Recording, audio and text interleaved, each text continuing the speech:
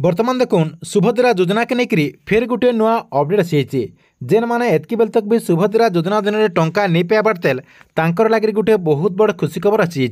जेना कि सबू महिला माने सुभद्रा योजना अधीन एथर सामिल हो पारे और सरकार तरफ सुभद्रा योजना अधीन जेन 5,000 टंका लेखाएं दि जाऊँगी से 5,000 टंकार से लाभ पाइपारे। मेनली जेन मानकर फर्मटा एतकी बेल तक भी अंडर प्रोसेस रही तार संगे संगे जेन मानकटा इ कैसी पेंडिंग रही इतार संगे संगे जेन मानकर फर्म जदि रिजेक्ट हो जाए जदि आप सुभद्रा योजना अधीन टंका पाइबार लगे योग्य तथापि जदि आपणकर फर्मटा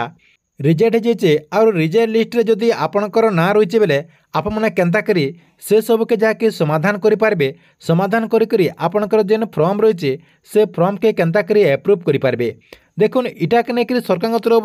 गोटे नुआ अपडेट आसी जेना कि आपणकर फर्म के एप्रूव करें मात्र 2 ରୁ 5 मिनट भितर आपणकर फर्म जेन रही से फर्म के एप्रूव करें। एप्रूव करवा लगे सरकार तरफ गोटे नुआ प्रोसेस आसी से प्रोसेस माध्यम आपणकर जेन फर्म रही से फर्म के एप्रूव करें।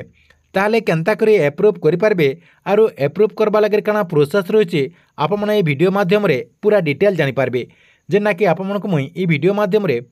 पूरा डिटेल जनामी से लगे वीडियो के लास्ट तक देखुन। आज जब आपको वीडियो भल लगा बोले गोटे लाइक करदे और जेन मैंने एतकी बेल तक चैनल के सब्सक्राइब नहीं करवार चैनल के सब्सक्राइब करदे।